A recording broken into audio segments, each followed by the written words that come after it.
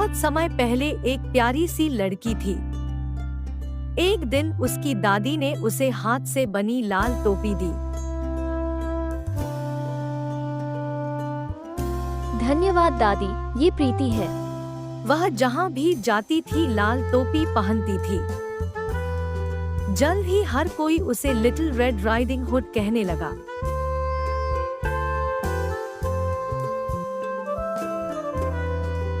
एक दिन माँ ने लिटिल रेड राइडिंग हुड से कहा, लिटिल रेड राइडिंग हुड, दादी बीमार है,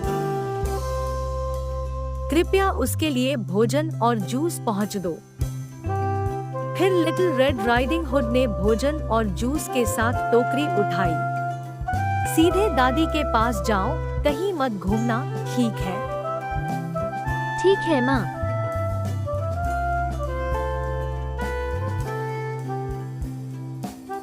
लिटिल रेड राइडिंग हुड घर से निकली तो सड़क पर दो रास्ते दिखे। जंगल में काफी देर तक चलने के बाद ये दादी तक पहुँचने का सही रास्ता है।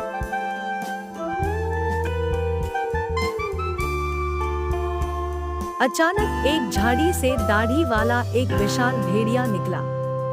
हेलो, मैं भेड़िया हूँ, तुम कहाँ जा रही हो छोटी बच्ची? हेलो, मैं लिटिल रेड राइडिंग हुड हूँ। मैं दादी के लिए कुछ खाना देने के लिए उनके पास जा रही हूँ। रियली? वहाँ कहाँ रहती है? वो जंगल में एक ऊंचे ओक के पेड़ के नीचे लाल छत वाले घर में रहती है।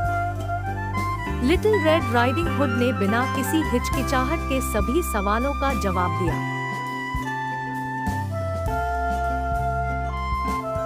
भेड़िए को एक आइडिया आया। मैं लिटिल रेड राइडिंग हुड दादी दोनों को खाने जा रहा हूँ। इसके बारे में सोचकर ही मेरे मुंह में पानी आ जाता है। भेड़िए ने लिटिल रेड राइडिंग हुड से धीरे से बात की।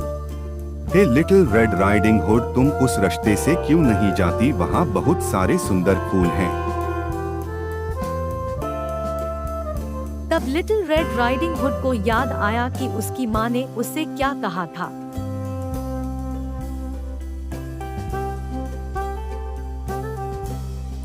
आप सही कह रही हैं कि आपको अपनी माँ की बात सुननी चाहिए, लेकिन यह केवल थोड़ा सा डिटूर होगा। क्या आपको नहीं लगता कि अगर आपको कुछ फूल मिलेंगे तो आपकी दादी खुश होंगी? हम आप सही हैं, लेकिन ये जल्दी होगा, सही? लिटिल रेड राइडिंग हुड सीधे भेड़िए के जाल में गिर गई। हाँ हाँ, बेशक। लिटिल रेड राइडिंग हुड दादी के घर से अपोजिट दिशा में चल रही थी। उसे यह सोचकर हल्का महसूस हो रहा था कि उसकी दादी कितनी खुश होंगी।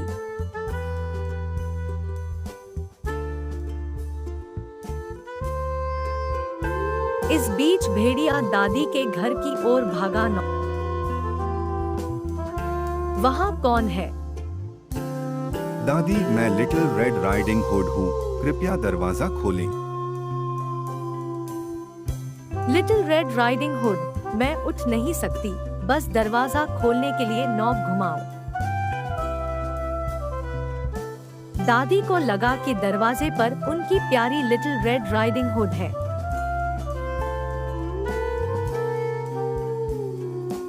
भेड़िए ने दरवाजा खोला और दादी को एक झटके में निगल लिया। भेड़िए ने जल्दी से दादी का कोट और टोपी पहन ली।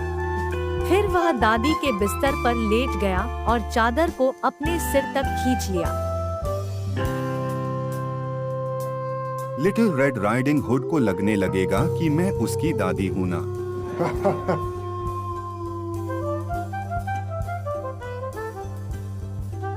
इस बीच लिटिल रेड राइडिंग हुड ने रंग बिरंगे फूलों से भरा गुच्छा इकट्ठा किया। फिर उसने एक सुंदर गुलदस्ता बनाया। वाह, दादी को पसंद आएगा। यह लिटिल रेड राइडिंग हुड अपनी दादी के पास चली गई। फिर जब वह अपनी दादी के पास पहुंची तो उसे अजीब महसूस हुआ। लिटिल रेड राइडिंग हुड ऊंची आवाज में चिल्लाई, दादी, यह मैं हूँ, लिटिल रेड राइडिंग हुड, क्या आप मौजूद हैं? लिटिल रेड राइडिंग हुड, मैं आपको ठीक से सुन नहीं पा रहा हूँ, अंदर आए।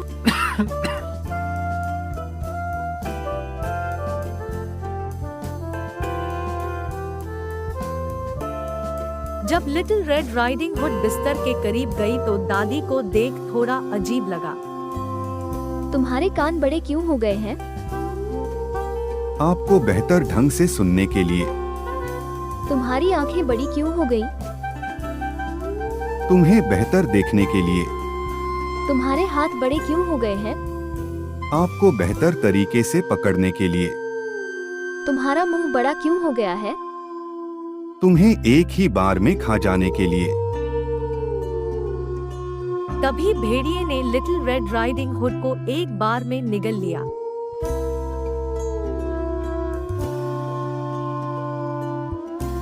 मेरा पेट भर गया है। ऐसा लग रहा है कि अब झपकी लेने का समय आ गया है। देखते ही देखते भेड़िया सो गया। खुर खुर खुर खुर खुर खुर।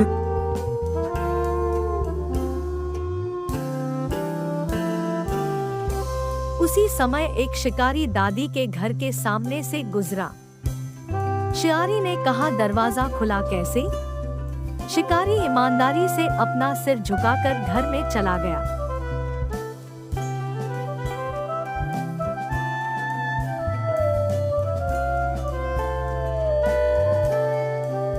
सिकरी ने कहा, दादी बहुत तेज खर्राटे ले रही है, उनकी तबीयत ठीक नहीं है।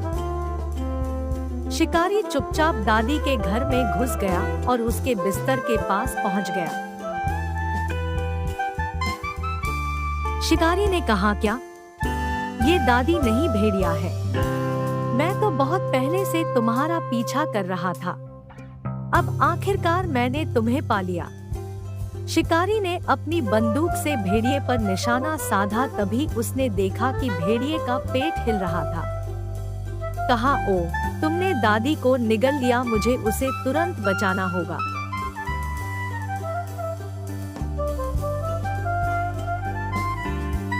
शिकारी ने अपनी बंदूक नीचे रख दी और चारों ओर देखा।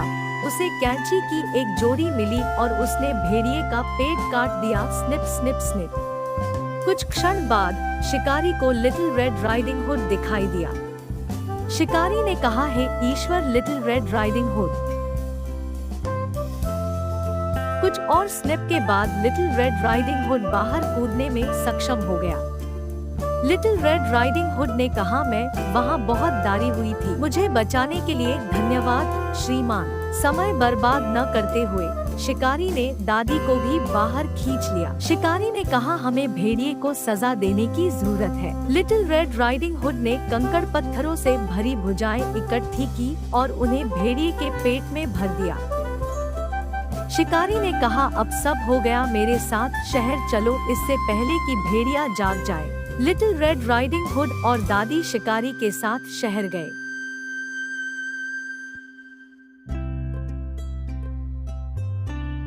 भेड़िया एक लंबी झपकी के बाद जागते ही हाथ पैर फैला रहा था। क्या मैंने बहुत ज्यादा खा लिया? मुझे पूरी प्यास लग रही है।